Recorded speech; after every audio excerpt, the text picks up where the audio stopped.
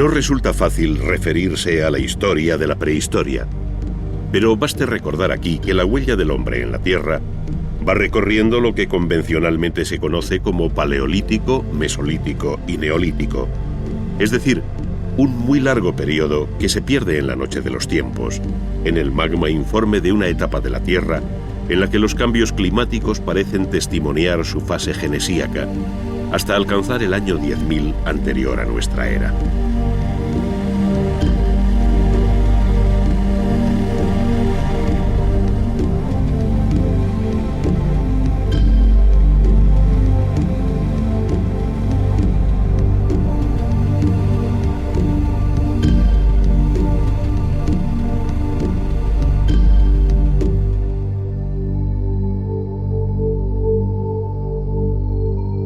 Cada una de estas etapas conoce varias subdivisiones, escaladas con gran esfuerzo por un hombre que a través de las razas de Neandertal y Cromañón alcanza entre los estudiosos el apelativo de Homo sapiens sapiens. Él fue ya capaz de tallar la piedra con gran habilidad, mostrando singular destreza en el manejo de las manos y de unas rudimentarias herramientas.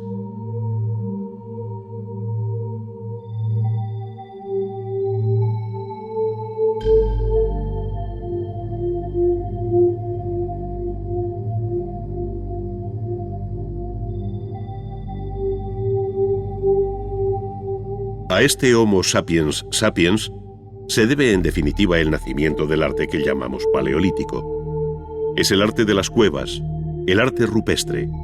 Son los primeros relieves y pinturas, los pequeños utensilios tallados en hueso, las primeras esculturas, como las conocidas Venus paleolíticas. Un mundo, en fin, que anuncia nuevos horizontes.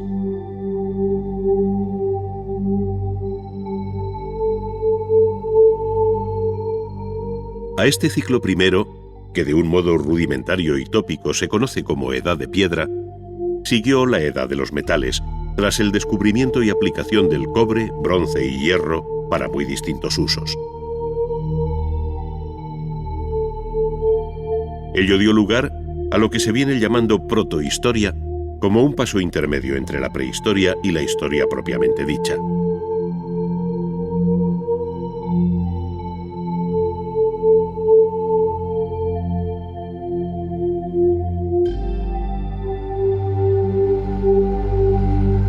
Coincidiendo con estos periodos últimos, surgieron las civilizaciones de Mesopotamia y Egipto, cada una con su historia particular, que en sus epígonos conducen a periodos más cercanos geográfica y cronológicamente. No en vano, una y otra saludaron desde su ancianidad a culturas más jóvenes, que tomaron el testigo de la historia, constituyéndose en la base de la que un día se llamaría cultura occidental, esto es, Grecia y Roma.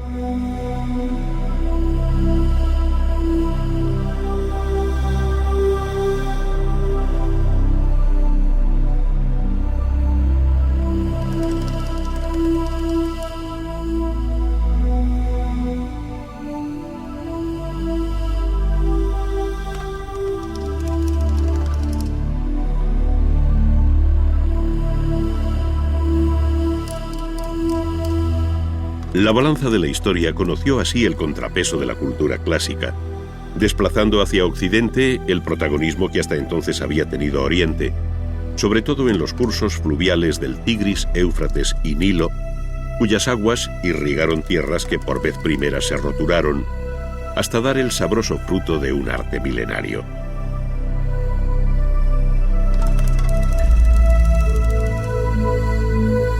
Este estuvo sujeto a 1000 avatares que hicieron del arte mesopotámico un difícil cuadro de secuencias yuxtapuestas, mientras que el arte egipcio aparece con una serenidad inmutable, donde solo el especialista es capaz de percibir los leves cambios producidos en su milenaria existencia.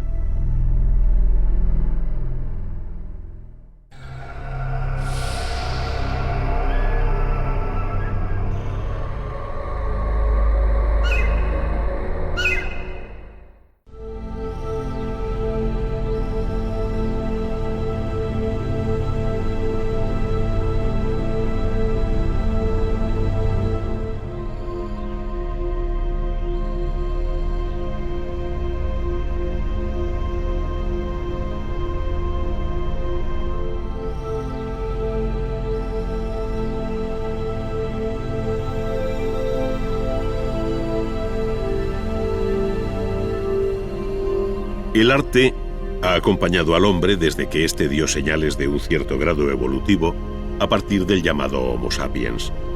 Más allá de los utensilios en piedra, cuya talla va dominando en forma de hachas, raederas, cuchillos o puntas, muy pronto se abrió camino el gran arte de la pintura.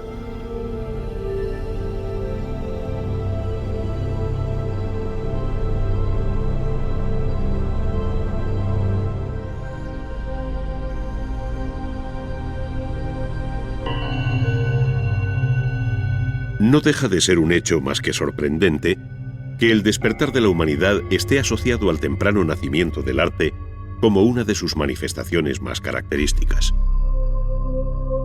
Se dirá que la finalidad del llamado arte prehistórico se vincula a la magia y a rudimentarias prácticas de iniciación, pero no es menos cierto que de sus composiciones emana una belleza que aquellos hombres de la época magdaleniense no dejaron de percibir.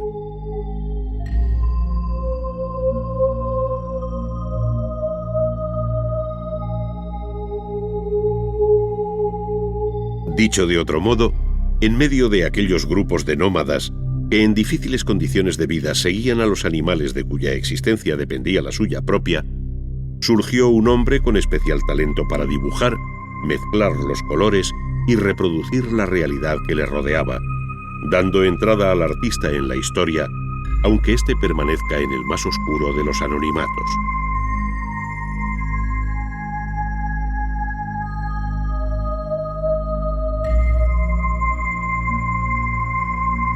Es más, aun desconociendo sus nombres, la historia del arte universal será deudora para siempre de los artistas que hicieron de las cuevas de Altamira y Lascaux los primeros conjuntos de pintura mural, cuya grandeza y silencioso atractivo se hacen cada día más elocuentes. Es ciertamente pintura que habla de lo que le preocupa al hombre. Es una pintura documental. Es el reflejo de la dura realidad de aquellos cazadores y recolectores que en una cueva o en un abrigo natural plasmaron lo que sentían, lo que anhelaban, lo que temían. Fue a finales del Paleolítico Superior, entre los años 15.000 y 10.000 aproximadamente, antes de nuestra era, cuando, terminando la época glaciar, corrían por el virginal paisaje del sur de Francia y norte de la península ibérica bisontes, renos, ciervos, mamuts, caballos, toros, osos, cabras y otros muchos mamíferos que abandonaron estos parajes en busca de otros lugares más fríos.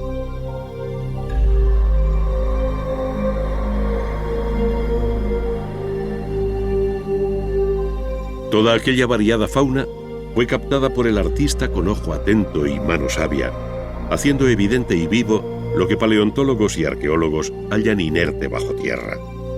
Sus excavaciones no hacen sino corroborar lo que el arte consagró visualmente.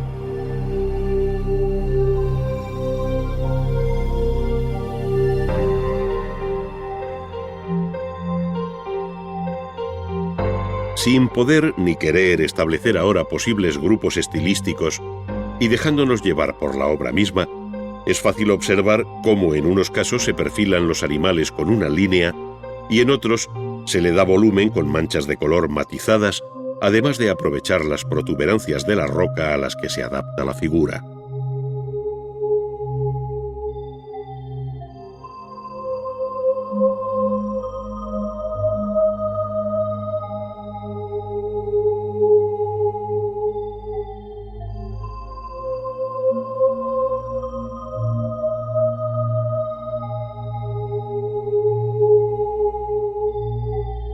Por otra parte, a la visión estática de bisontes y caballos se contrapone la imagen dinámica de los animales a los que se ve correr y trotar.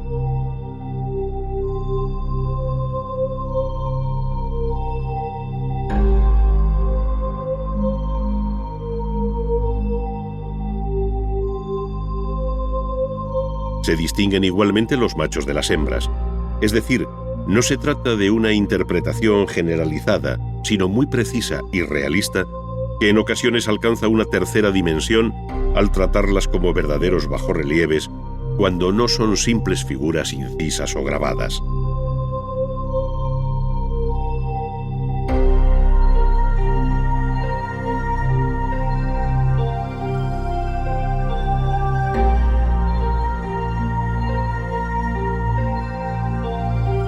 El arte rupestre evolucionó desde el Paleolítico hasta el Neolítico, cuando la figura humana irrumpe en la pintura al tiempo que pierden grandeza los animales.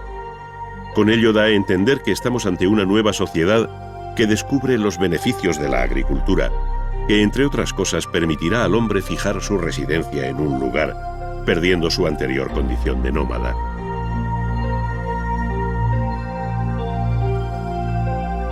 Pero es más, en esta evolución y cambio, el arte de la pintura formuló expresiones que llegaron a la máxima abstracción, como si se tratara de una visión anticipada de la futura historia del arte, que ha tenido en el realismo y en la abstracción conceptual las dos referencias expresivas básicas.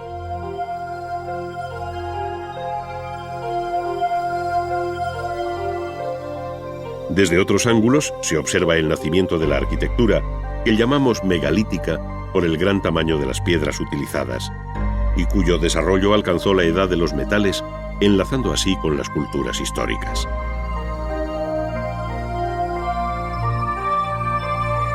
Abandonada la cueva como abrigo natural, el área mediterránea asiste a la erección de las construcciones megalíticas más antiguas hoy conocidas, como son los formidables templos de la isla de Malta, que datan del cuarto milenio a.C.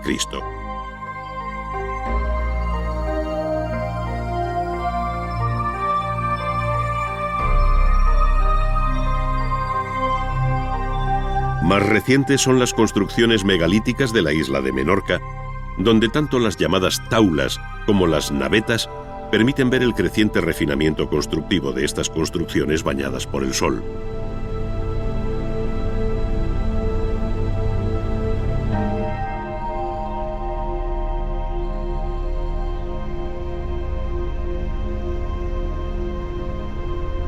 Por contraste, en otros lugares se construyen cámaras y corredores que posteriormente se sepultan bajo un montículo de tierra, recordando así el origen natural y cueviforme de la primera arquitectura.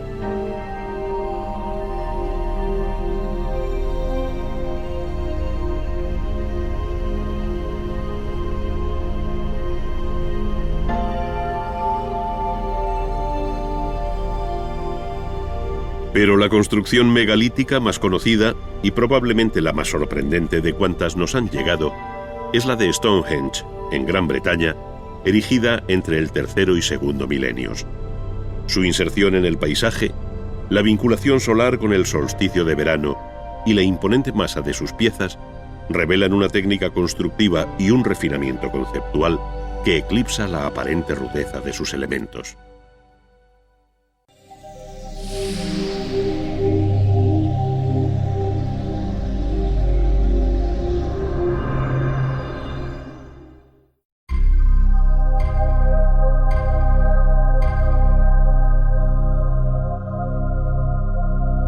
En el libro del Génesis, al mencionar el paraíso se dice: salía de Edén un río que regaba el jardín, y de allí se partía en 4 brazos. El primero se llamaba Pisón, el segundo Gijón, el tercero se llama Tigris y corre al oriente de Asiria, el cuarto es el río Éufrates. Tomó Yahvé al hombre y le puso en el jardín de Edén para que lo guardase. El Antiguo Testamento se refiere así a la tierra que los griegos llamaron Mesopotamia, esto es, la zona comprendida entre los ríos Tigris y Éufrates. Allí se asentarían pueblos y culturas rivales que, sin embargo, a partir de Sumer, alumbraron una de las civilizaciones más antiguas.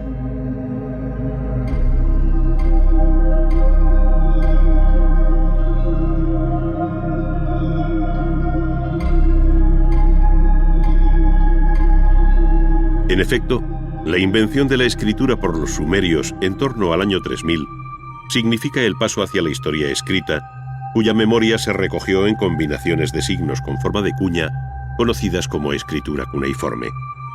Fueron los escribas y sacerdotes quienes fijaron nombres y escribieron aquellas crónicas que permiten descifrar hoy la historia de Sumer, tantas veces plasmada sobre los propios relieves y esculturas.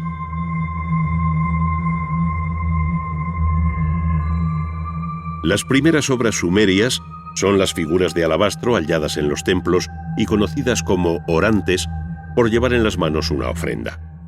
El esquematismo de sus ropas y anatomía contrasta con la expresividad del rostro, donde la abierta mirada se convierte en insondable enigma.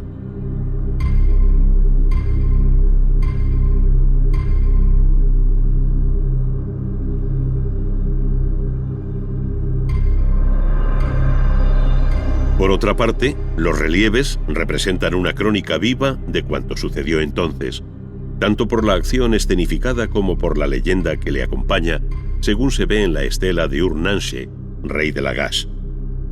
El monarca, siempre de mayor tamaño, aparece con su mujer, hijos y séquito, en el que no falta el copero, seguramente para celebrar el inicio de la construcción de un templo, a juzgar por los ladrillos que lleva el soberano sobre la cabeza.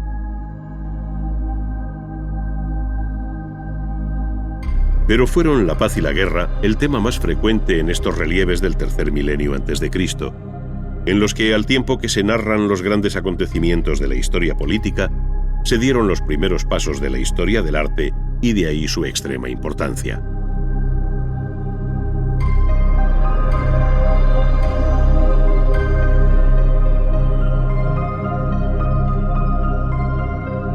Efectivamente, la guerra y la paz vuelven a representarse en el llamado estandarte de Ur, hecho a base de lapislázuli e incrustaciones de concha de nácar.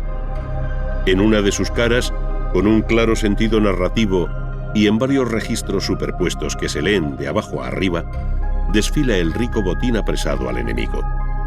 Mientras, en la parte alta se celebra una fiesta en la que el rey y su corte comparten bebida, escuchando a una cantante y un arpista.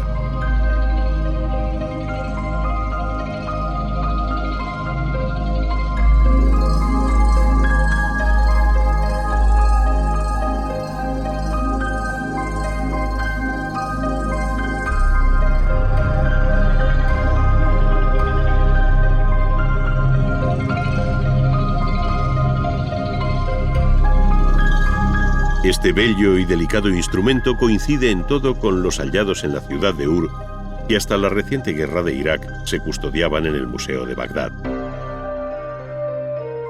Las ciudades-estados de Sumer sucumbieron en la segunda mitad del tercer milenio ante el empuje arrollador de Sargón de Akkad.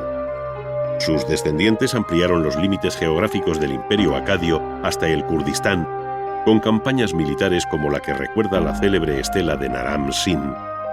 Allí, en opinión de André Parrot, vencedores y vencidos escenificaron una primera versión del cuadro de las lanzas de Velázquez.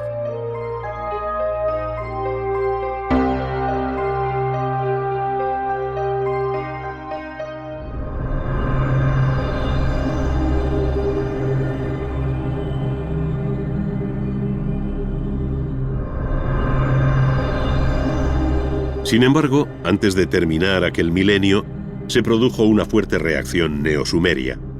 Fue entonces cuando se construyeron los colosales zigurats, como el de Ur, con ladrillos secados al sol o cocidos, dando lugar a una imagen que viene identificándose como la bíblica Torre de Babel, cuyo esquema aterrazado se repetirá en la futura arquitectura religiosa de Mesopotamia. En este periodo acadio se multiplicaron las efigies de Gudea, señor o patesi de la ciudad de Lagash.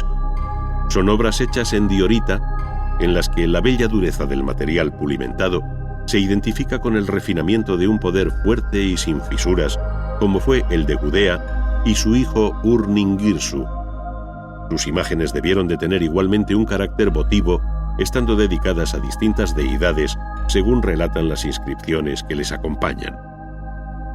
Su fuerte complexión, la concepción cerrada y prieta de la escultura, así como la ausencia del menor movimiento, tienen algo de eterna plegaria ante un dios ausente.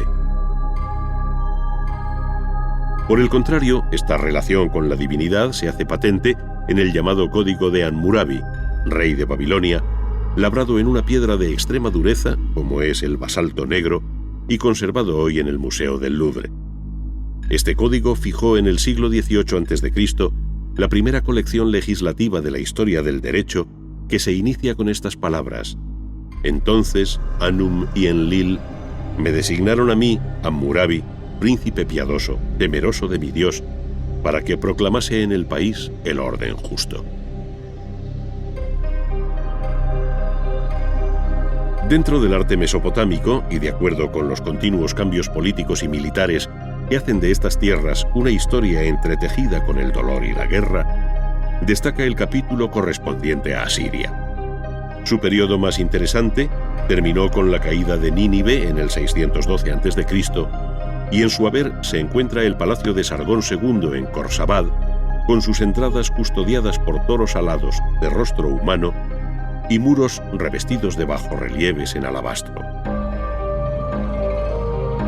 En esta línea son igualmente inolvidables los relieves del palacio de Asurbanipal en Nínive, cuyo hieratismo descriptivo, pleno de silenciosa tensión, contrasta con las movidas escenas de caza de los relieves del palacio de Nimrud, la antigua Kalu, que mandó construir Asurnasirpal II en el siglo IX a.C.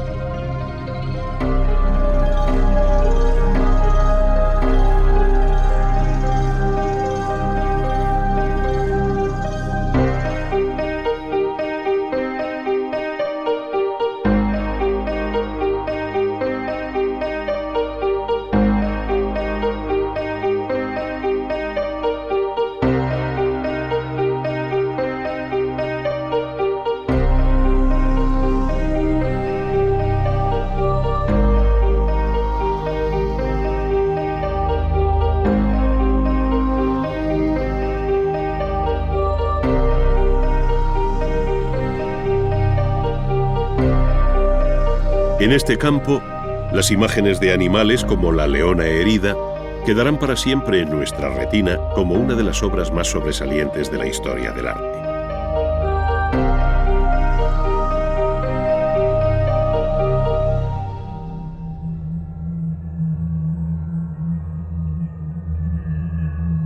Aquella herida fatal parecía anunciar la sufrida por el propio imperio asirio ante la coalición de babilonios, escitas y medos que dieron lugar a una segunda edad de oro de Babilonia. Es entonces, en el siglo VI, cuando Nabopolassar y Nabucodonosor reconstruyeron la ciudad sobre el río Éufrates que atravesaba Babilonia como un canal interior. En sus fuertes murallas se abrieron 100 puertas, según escribe exageradamente Heródoto, destacando la más cercana al palacio dedicada a la diosa Istar, hoy reconstruida en Berlín.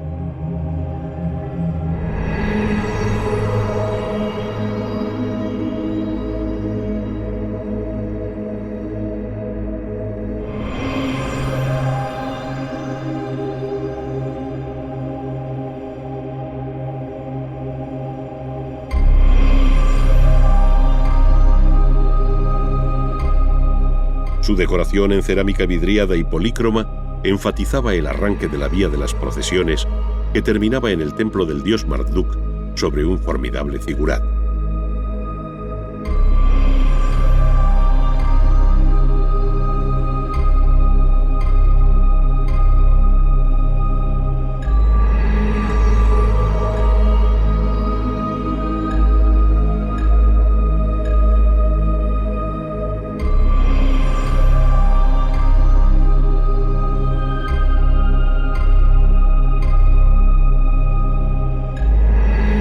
Pero lo que más llamó la atención de viajeros, soldados e historiadores fue el verdor de los árboles que asomaban por encima de las altas murallas de Babilonia como un espejismo.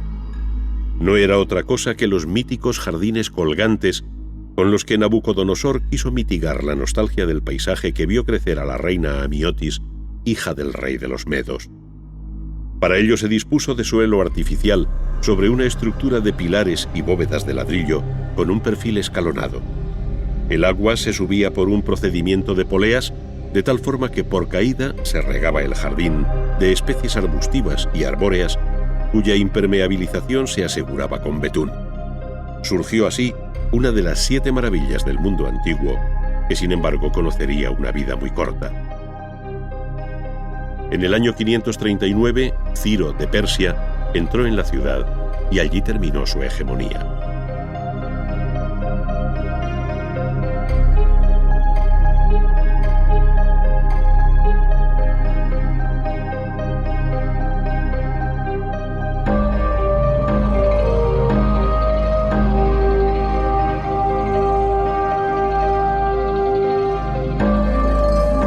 Comenzaba entonces el último episodio político y artístico de esta tierra, el arte persa, en el que confluyen muchos de los rasgos que caracterizaron hasta entonces el arte mesopotámico. Los palacios o apadanas de Persépolis y Susa, en Irán, unidos a los nombres de Darío y Jerjes, señalan el final brillante de este imperio, coetáneo al arte clásico griego que sucumbió ante la llegada de Alejandro Magno, el vencedor de Darío III. Poco después, el mismo Alejandro decía adiós a la vida en la milenaria ciudad de Babilonia.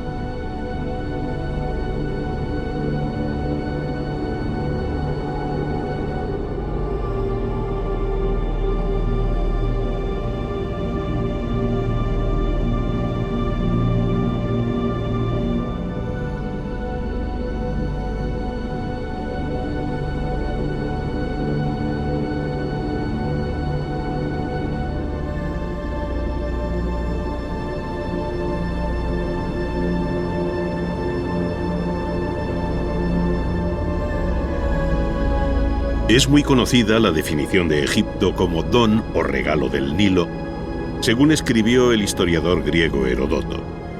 Y es que efectivamente el río Nilo viene a ser la líquida columna vertebral de una cultura cuyo arte e historia se identifican de modo muy especial con su marco geográfico.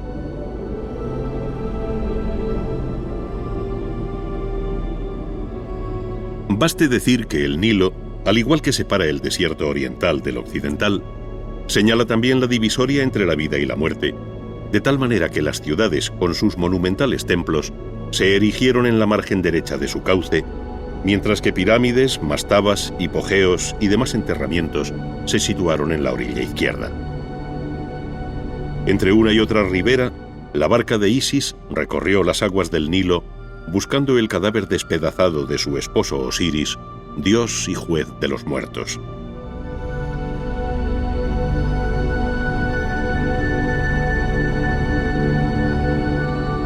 Pero el agua también es vida, y el Nilo, en sus periódicas crecidas, proporcionó el limo fertilizante que convirtió sus orillas en un feraz vergel. Es decir, al igual que ocurrió en Mesopotamia con el Tigris y el Éufrates, ahora es el Nilo el río que proporcionó savia a uno de los focos culturales más extraordinarios de la antigüedad.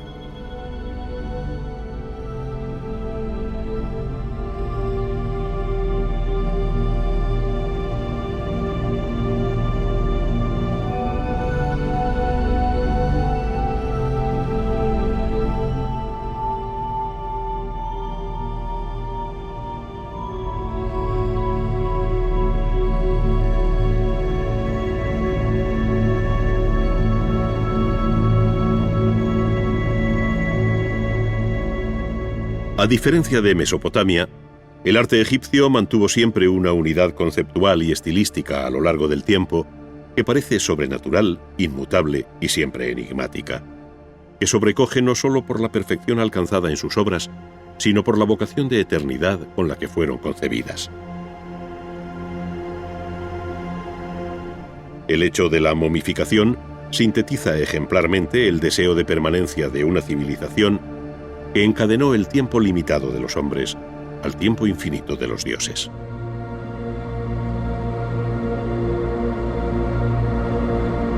La propia arquitectura parece emular las sugerencias del paisaje que acompaña al río cuando se observa sobre el Valle de los Reyes la punta de El Qurn, cuyo perfil piramidal es toda una profecía.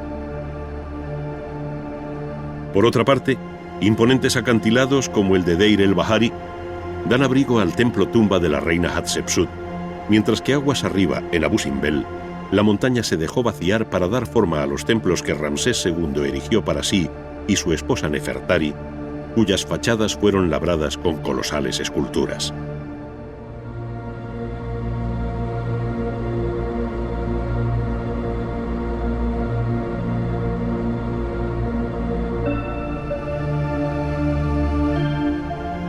Sin embargo, son las pirámides las que se han quedado en la memoria como la hazaña constructiva más sobrecogedora del antiguo Egipto, siendo la de Saqqara la más antigua de las conservadas.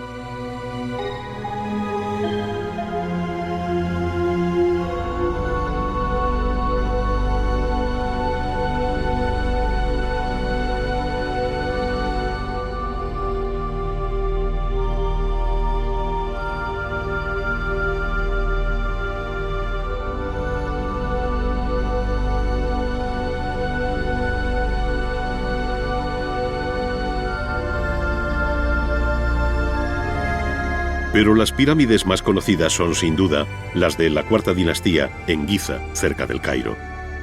Allí, la relación compositiva de unas con otras, la presencia de la Gran Esfinge, el acompañamiento de pirámides menores, mastabas y templos funerarios dan una idea cabal de lo que llegaron a ser las necrópolis egipcias a orillas del Nilo.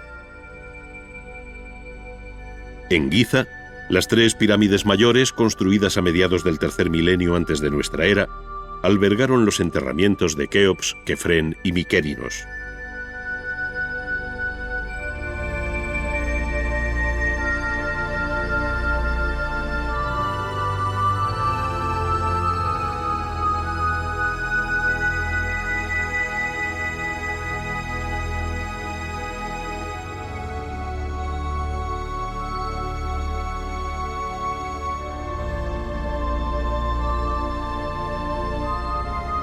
Cuentan con un templo pórtico de acogida para recibir el cuerpo momificado del faraón, una larga avenida que termina en un segundo templo funerario a los pies de la pirámide y finalmente la propia pirámide.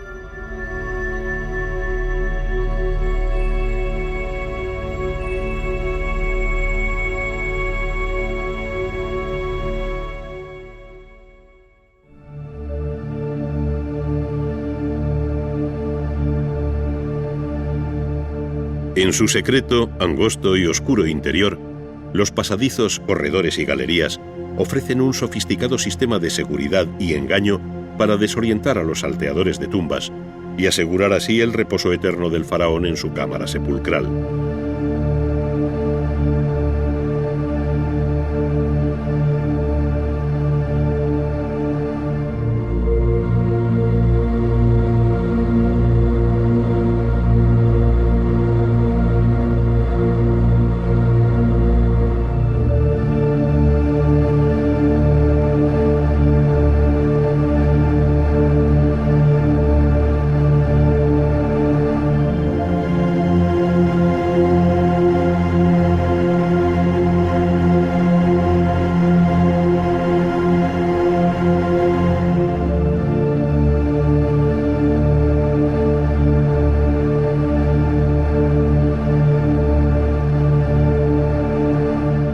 En sus inmediaciones, otras menores, en las que se enterraron esposas, hijos y demás parientes del faraón.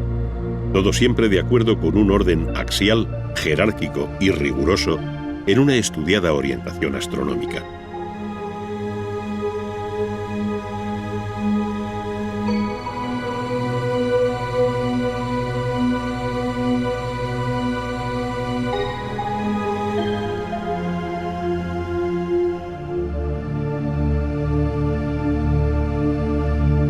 Las 3 pirámides se yerguen hoy con silencioso orgullo como una referencia en el paisaje, como un accidente montañoso en su orografía. Parecen pertenecer más a la naturaleza del desierto que a la historia de un pueblo.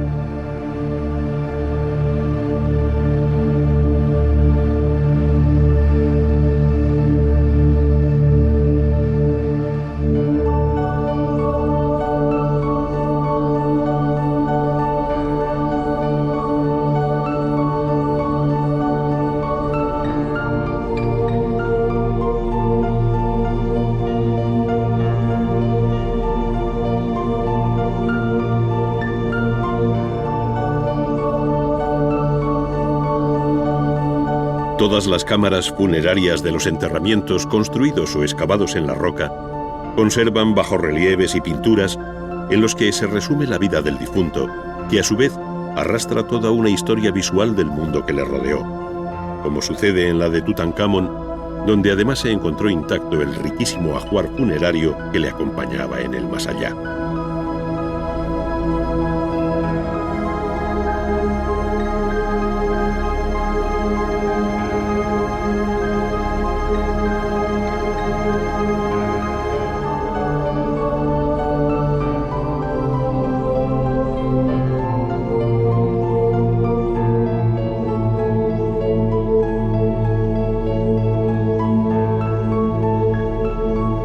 En estos recintos funerarios se muestra la vida toda del antiguo Egipto, sus dioses y creencias, la guerra, la paz, la caza, el paisaje, la flora y la fauna, es decir, todo cuanto tuvo entidad en este formidable valle del Nilo.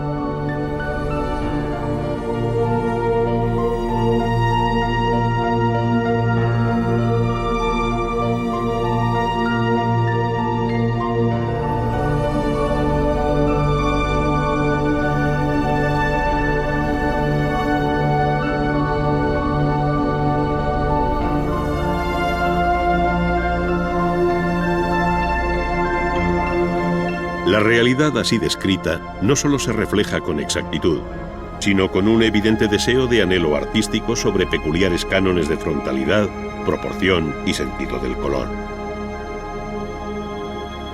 Con un claro horror al vacío, la escritura jeroglífica rellenó espacios intermedios, proporcionando una información complementaria a la escena, como si fuera la voz en off de un invisible narrador.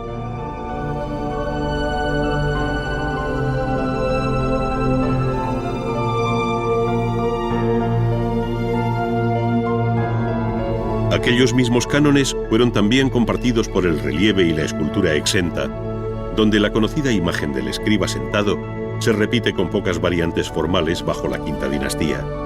Es decir, sus ojos abiertos nos miran así desde hace unos 4.400 años.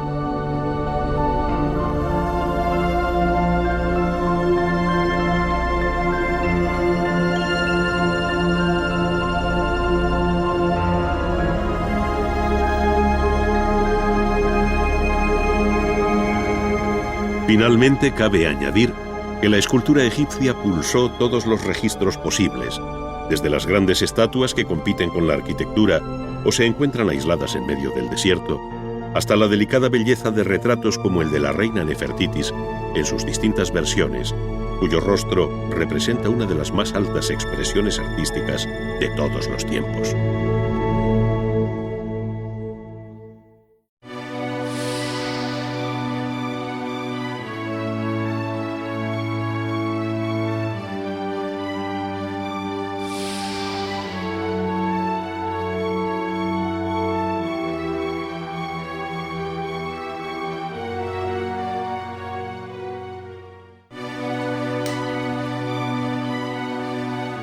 La historia de la arquitectura ha utilizado desde sus orígenes la madera y el barro para sus construcciones, pero ha sido la piedra el material que ha dado mayor nobleza a sus fábricas. Es lo que se conoce como obra de cantería, término que procede del latín cantus o trozo de piedra. De él derivan igualmente las palabras cantera, lugar del que se extrae la piedra, y cantero, el hombre que la trabaja. En otro tiempo, el gremio de los canteros tuvo una importancia decisiva y de su seno saldría el futuro arquitecto. Entre las tareas iniciales con las que se enfrentan los canteros se encuentra la de separar de la roca viva los grandes bloques de piedra. Estos se trasladan luego al taller para su escuadrado o corte en bloques de menor tamaño para su más fácil manejo. El procedimiento utilizado en uno y otro caso es el mismo, ya que después de marcar el bloque que se quiere cortar, por la que se llama línea de rotura, se introducen con cuidado unas cuñas metálicas en sus cajas. A continuación se golpean con una maza, con tiento y por igual, intercalando golpes en los laterales de la piedra para ayudarle a abrirse. Finalmente, el bloque de piedra cede obediente por la línea marcada de un modo sorprendentemente regular. Los talleres de cantería, ayer y hoy, animados por el continuo golpeteo de las herramientas durante las horas de trabajo, reúnen a los oficiales y aprendices bajo la dirección de un maestro. Cada cual está atento sobre el banco de trabajo a la piedra que tiene que labrar. En este caso veremos desbastar un sillar o paralelepípedo de piedra, que en realidad es lo que se llama el sólido capaz, pues de él se saca una pieza de cierta complejidad tras eliminar el material sobrante. Su forma final la desconocemos, pero el oficial la vislumbra desde los primeros pasos. En primer lugar, y siempre con un cincel de boca cortante que golpea con una maceta de sección circular o campana, se rebajan sistemáticamente los bordes del bloque, dejando vivas sus aristas.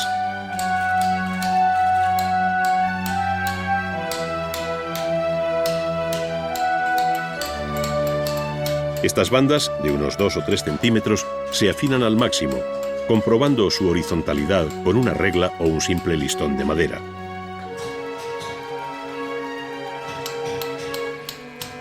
Esta sencilla operación permite al cantero hallar la línea del plano en cada una de las caras del bloque, pudiendo eliminar a partir de aquí con mayor seguridad el material sobrante. Para esto se ayuda de un escafilador o un cincel más potente por su boca y corte, dado que el trabajo es más vasto. Por último, cuando se alcanza el nivel de las aristas, el cantero comienza a rebajar este plano de un modo más cuidadoso, evitando los alabeos. Luego, con una bujarda de cabezas recambiables para hacer más o menos fino su acabado, allana la parte central hasta que queda totalmente plana su superficie.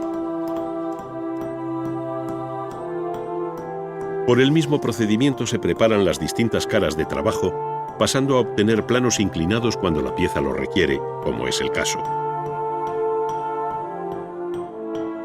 Sobre esta cara se trazan ahora unas líneas paralelas para distribuir y sacar los perfiles de unas futuras molduras cóncavas y convexas, separadas por bandas rectas, de tal modo que el perfil último de la pieza será mixtilíneo, tal y como previamente se ha dibujado.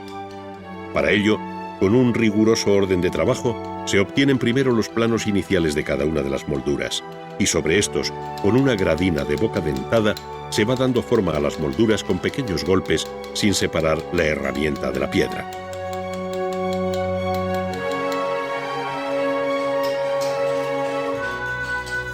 Como la pieza escogida hace esquina o ángulo hacia afuera, es necesario trazar la línea diagonal en que se produce el quiebro y proceder del mismo modo por el otro lado.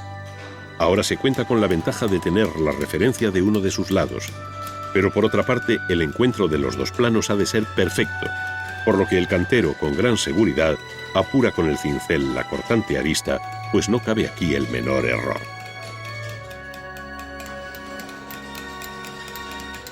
Estos elementos arquitectónicos ocupan lugares distintos en el edificio, por lo que el cantero debe resolver no solo los ángulos en esquina hacia afuera, sino también hacia adentro. Esto entraña otro tipo de dificultades que se resuelven por el mismo procedimiento y con análoga maestría.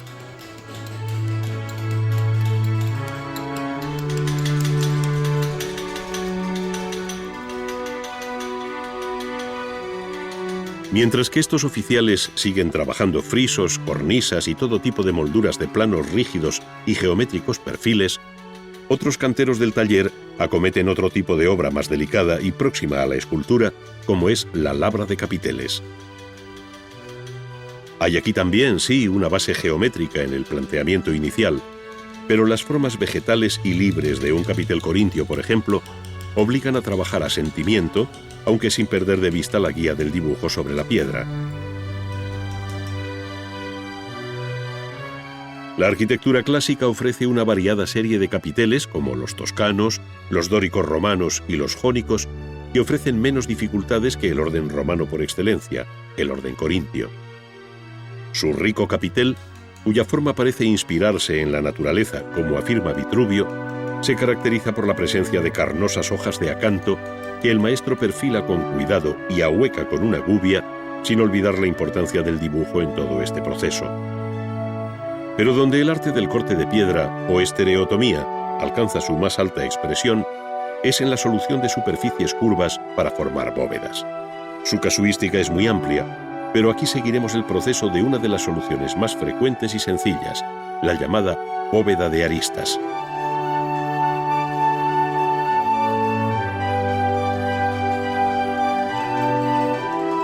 Para construir un arco o una bóveda, es preciso hacer previamente las plantillas de cada una de sus piezas, para lo cual se dibuja con un compás sobre un plano dicho arco o bóveda con el mismo tamaño que va a tener la obra construida, es decir, a escala 1:1. Trazado el arco, se marcan radialmente unas líneas que marcan el número de piezas o dovelas que lo componen, así como su longitud, es decir, el despiece del arco y las líneas de corte. Este dibujo recibe el nombre de montea.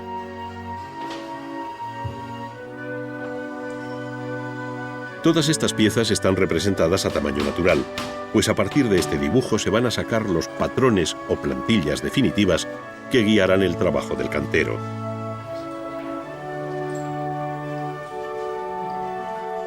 Para que no se deformen o alteren estos patrones en su constante uso por los canteros, lo habitual es repetir el mismo dibujo sobre una fina lámina de hojalata y recortar posteriormente la forma de la dovela.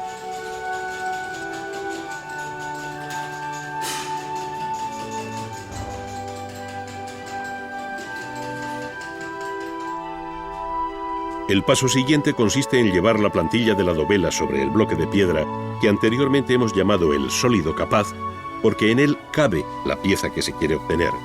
Se señala sobre una de sus caras la mencionada plantilla o patrón de testa, porque representa el frente de la dovela, y se prolongan sus líneas esenciales sobre el plano lateral o plano de junta. A continuación se elimina el material sobrante, lo que se llama descantillar, haciéndolo por un procedimiento muy común que se conoce por robos.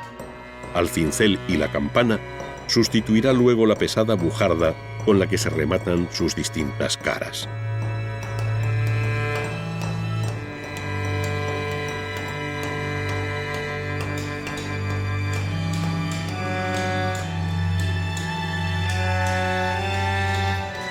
Cada una de las dovelas tiene una función y forma determinadas dentro del arco o de la bóveda, lo cual hace que sean varias las plantillas a utilizar y diferente la forma de cada una de ellas. En este caso vemos una de las dovelas que corresponde a las aristas de la bóveda, esto es, a la pieza en la que se dan cita dos planos distintos. De ahí su mayor complejidad, si bien el procedimiento de su traza y labra son análogos a lo ya descrito. Viene a ser una dovela en ángulo. La pieza fundamental de cualquier arco o bóveda es la que cierra esta en su parte más alta, la llamada clave, y según sea la complejidad de la bóveda, así será también la de su clave. Tratándose ahora de una bóveda de aristas, formada por dos bóvedas que se cruzan perpendicularmente, la clave tendrá necesariamente forma de cruz.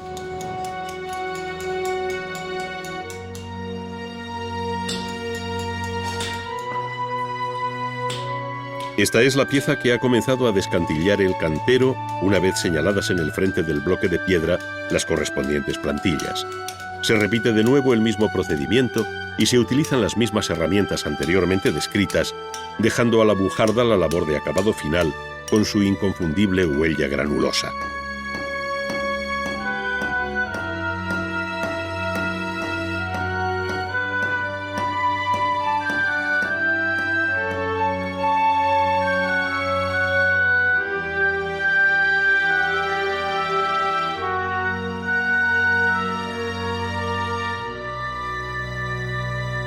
Una vez labradas todas las piezas de la bóveda que se quiere construir, se necesita el auxilio de una cimbra, generalmente de madera, que tiene en negativo la forma final de la bóveda.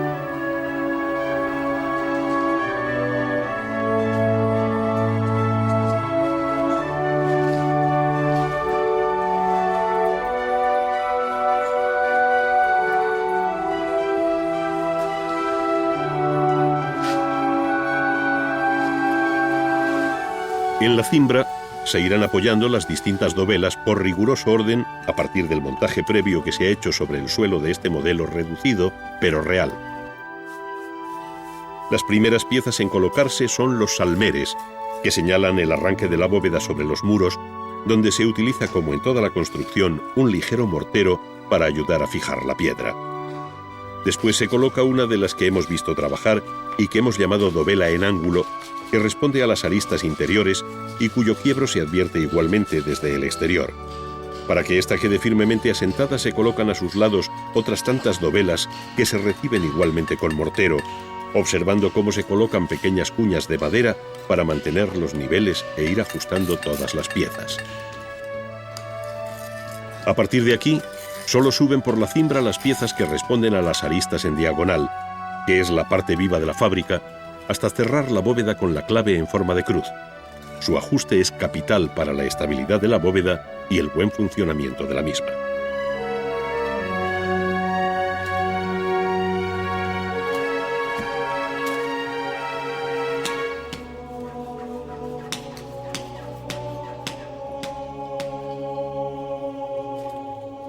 Después se van colocando las dovelas restantes hasta completar la bóveda para finalmente descimbrarla, esto es, retirar la cimbra para que la bóveda se asiente y entre en carga sin apoyo alguno.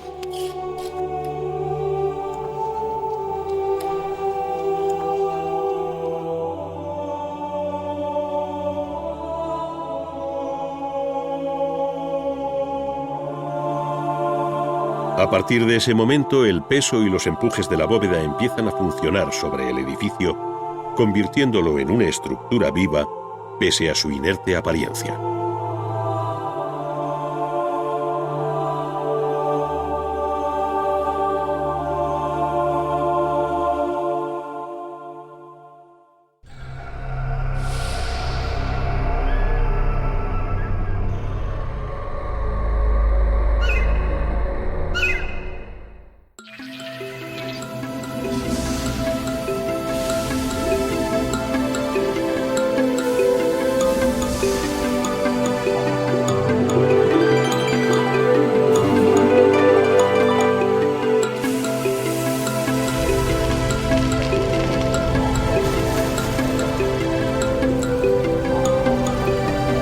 Bienvenidos a Ars Magna, un viaje por la historia del arte en 10 capítulos.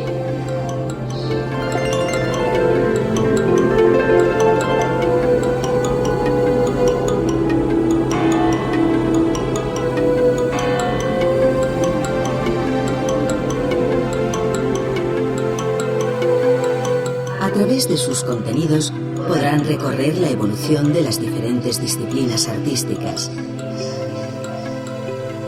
conocer el arte producido en los 5 continentes y descubrir las técnicas empleadas por pintores, escultores, artesanos y constructores.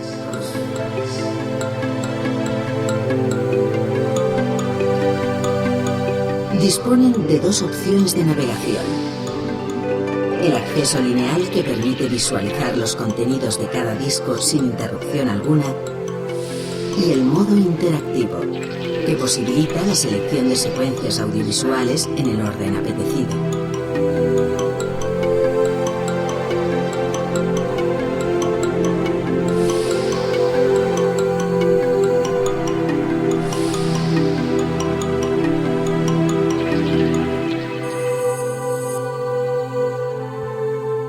Sumando a distancia les permitirá recorrer y seleccionar las opciones dispuestas en los distintos menús.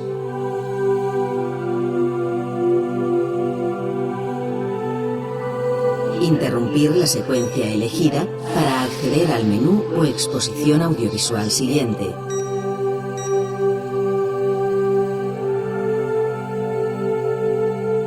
Cambiar el idioma de consulta sin interrumpir la seqüència en curso. Change the language sense interrompre la seqüència en curs. Y manejar su lector DVD como cualquier aparato de vídeo doméstico.